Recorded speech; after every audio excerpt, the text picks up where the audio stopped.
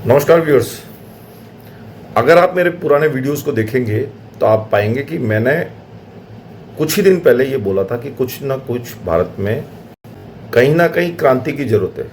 मुझे नहीं पता था, मुझे लग रहा था कि कुछ सारे लोग परेशान हैं, चाहे वो पेट्रोल के प्राइजेस से, चाहे वो नीट के एग्ज़ाम के बार बार आउट होने से, या और भी बहुत सारी बातें, सोना ना खरीदना, चांदी ना खरीदना और इस तरह की प्रॉब्लम्स, फाइनेंशियल प्रॉब्लम्स, इन्फ्लेशन ज़्यादा, मुद्रास्फीति ज़्यादा होना, ये सब बातें।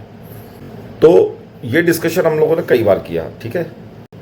अब जो रिसेंटली जो सीजीआई की कमेंट आया है, जिन्होंने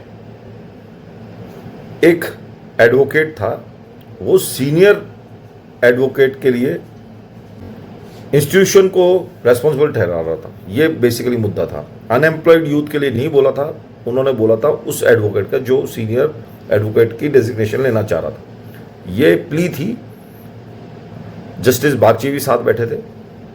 तब उन्होंने कमेंट किया था कि ये जो अनएम्प्लॉयड यूथ है वो सोशल मीडिया का उपयोग करता है, वो आरटीआई लगाता है, फर्जी आरटीआई लगाता है और इस तरह का और इस तरह से सबको परेशान करता है और सिस्टम को खोखला करता है।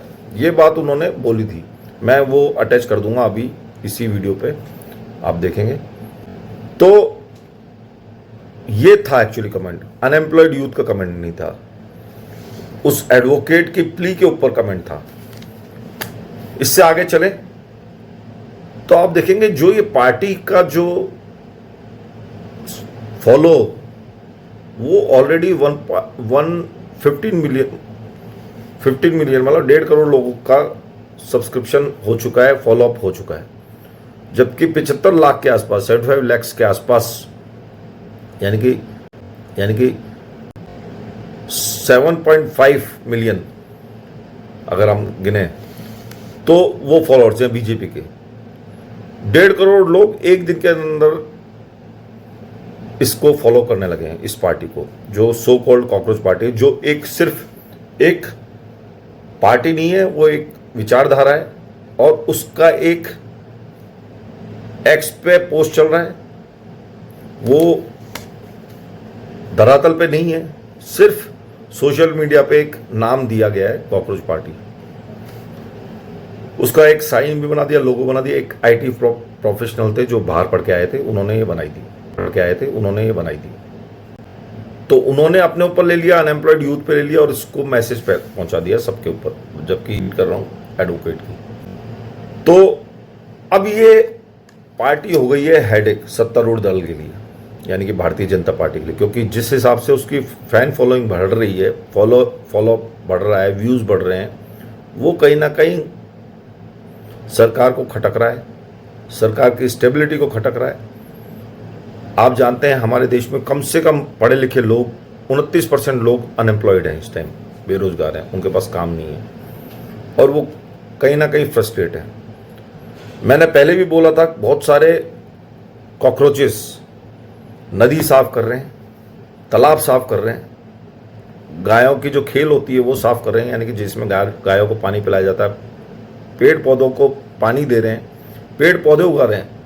हालांकि जो बजट गवर्नमेंट ने निकाला है पेड़ पौधे उगाने का, वो सब भ्रष्टाचार में खत्म हो गया। 100 करोड़ रुपए राजस्थान में खत्म हो गए, कोई पेड़ नहीं लगे। पर एक सेल्फ मोटिवेटेड यूथ जो है वो पेड़ लगा रहा है, कुछ व्यूज के लिए लगा रहा हो चाहे, या कुछ फॉलोअर्स के लिए लगा रहा हो, चाहे वो सोशल मीडिया पे दिखाने के लिए लगा रहा हो, पर वो काम कर रहा है। तो वो सो कॉल्ड कॉकरोच जो है वो काम कर रहा है, वो पीछे नहीं हट रहा है कहीं पे भी। ठीक है, सीजीआई साहब अपनी बात पे सही हो सकते हैं, हो सकता है कुछ लोग आरटीआई लगा रहे हों, फर्जी आरटीआई लगा रखे हों, या उनको ऐसा लगता हो कि जो जुडिशियल सिस्टम है उसको चॉक एंड ब्लॉक करना चाह रहे हो, जिससे, क्योंकि ऑलरेडी जुडिशरी सिस्टम में बहुत सारे केसेस हैं जो अभी सॉल्व नहीं है। कहा जाता है कि 350 साल भी अगर लग जाएं और आज कोर्ट बंद कर दिए जाए तो भी 350 साल लगेंगे जो प्रेजेंट केसेस को सॉल्व करने में, ऐसा कहा गया है। अच्छे जो बड़े वकील हैं वो ये बात बोलते हैं। तो मैं कॉकरोच पार्टी की बात कर रहा था। कॉकरोच पार्टी एक हेडेक बन गई है, एक सिरदर्द बन गई है सत्तारूढ़ दल के लिए। इसका जो वेबसाइट बनाया था उसको हैक करने की भी कोशिश करी। जो बनाने वाले हैं वो अपने इंटरव्यू में बता रहे थे कि 100-150 कम से कम उनके पास मैसेज आ चुके हैं इसका पासवर्ड चेंज करने के लिए। उनके पास मैसेज आ चुके हैं जो भी चेंज करने के लिए चाहिए होता है, OTP वगैरह चाहिए होता है, तो वो उनके पास मैसेज, और वो कोई चीज नाम चेंज करना नहीं चाह रहे या वो पासवर्ड चेंज करना नहीं चाह रहे। जो हैकर्स है वो कर रहे हैं। और वो हैकर्स कहाँ से हैं? हैकर्स गवर्नमेंट द्वारा भेजे गए हैं या किसके द्वारा काम कर रहे हैं ये पता नहीं है, या सत्तारूढ़ दल के द्वारा भेजे गए हैं या वो काम कर रहे हैं। कौन काम कर रहा है ये पता नहीं। ये कंप्लेंट जिसने ये सो कॉल्ड कॉकरोच पार्टी बनाई है वो कह रहे थे, और खुलेआम कह रहे हैं, इंटरव्यू पे कह रहे हैं, किसी से छुपा हुआ नहीं है। अब लोग बाग इसको बांग्लादेश में जो सत्ता परिवर्तन हुआ उससे भी कंपैरिजन कर रहे हैं। जो नेपाल में सत्ता परिवर्तन हुआ है उससे भी इसका कंपैरिजन कर रहे हैं, और इसको टूल किट बता रहे हैं यूरोपियन कंट्रीज की या अमेरिकन कंट्री का कि किसी तरह से सत्ता परिवर्तन हो जाए। देखिए, पहली बात तो हमारा सिस्टम डेमोक्रेटिक, सो कॉल्ड हमारा भारत जो है वो sovereign socialistic Republic and democratic country है। तो ऐसे एक पार्टी बना लेने से सत्ता परिवर्तन नहीं होता है। तरीका तो वही होगा, इलेक्शन लड़ना पड़ेगा और उसी तरह से आना पड़ेगा, और कोई जनता बेवकूफ़ नहीं है जो इन टूल किटों में लग जाए। तो ये निश्चिंत रहिए। हाँ, वो अपना कंटेम्प्ट शो कर रहे हैं, सोशल मीडिया के मार्फत कर रहे हैं, क्योंकि जो जनरल यूथ जो है उसकी स्थिति बहुत ख़राब है। ये तो आप मान जाइए कि हमारा यूथ पढ़ा लिखा है, देश के प्रति समर्पित है, लॉयल है, वो किसी भी टूल किट के काम आने वाला नहीं और इस तरह से सत्ता परिवर्तन करने वाला नहीं। उसने सत्तारूढ़ दल के खिलाफ ही नहीं बोला है, उसने अपोजिशन पार्टी जितनी भी हैं, कांग्रेस हो, उसके खिलाफ भी बोला है। तो कहीं सोचो कि टूल किट कांग्रेस बना लेगी तो वो नहीं बनने वाले। ना हमारा कल्चर है, ना ट्रेडिशन है इस तरह का कि लोग बाग गुंडागर्दी करें, रोडों पे आ जाएं और इस तरह से तोड़ फोड़ करें, ये सब करें। ये भारत का ट्रेडिशन है ही नहीं। एक कंटेम्प्ट शो करने का तरीका है ये कॉकरोच पार्टी, जो सो कॉल्ड पार्टी नहीं कह सकते, जो एक सो कॉल्ड विचारधारा है जो सिर्फ अभी सोशल मीडिया पे है।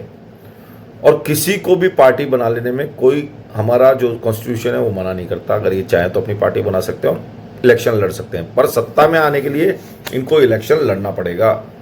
उसके बिना सत्ता परिवर्तन पॉसिबल नहीं है।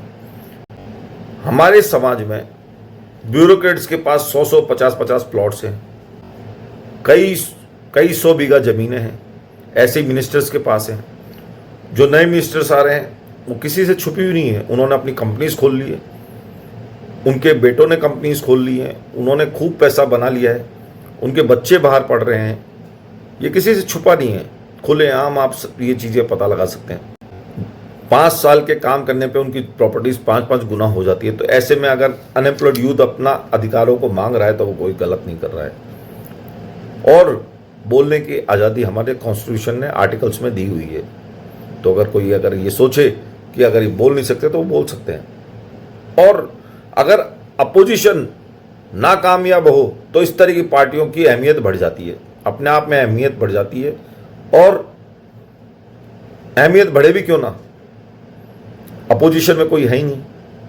श्री राहुल गांधी जो बात बोलते हैं वो बोलते हैं देश के खिलाफ, और वो भी विदेश में जाके बोलते हैं। आपको लड़ना है तो आप लोकसभा में, राज्यसभा में, कहीं भी लड़िए, वहां पे बोलिए जितना बोलना है। आप विदेश में जाके क्या बोलना चाहते हैं? अगर आप प्रधानमंत्री के खिलाफ बोलते तो आप देश के खिलाफ बोलते हैं। ये भी एक तरह का सही बात नहीं है, ये भी डिसलॉयल्टी है। अगर आपको लॉयल बोल होना है तो आप यहाँ पे सड़क पे खूब करिए ना, चाहे तो क्रांति लाइए, रिवॉल्यूशन करिए, आप उन लोगों के साथ मिलिए, कॉकरोच पार्टी से मिलिए, किसी से भी मिलिए। विदेश में जाके बुराई करने से क्या फायदा। राहुल गांधी लगे हुए हैं नॉर्वे में। जिस छोटे पत्रकार ने प्रश्न पूछा, अब वो किससे इन्फ्लुएंस थी, क्या बात थी, प्रश्न पूछना एक पत्रकार के लिए अलाउड है। उसका काम ही यही है, चाहे वो एक दिन पुराना हो, चाहे वो सालों पुराना हो, चाहे वो सीजन पत्रकार हो, मीडिया से हो, किसी से भी हो, उसका प्रश्न पूछना उसका हक बनता है।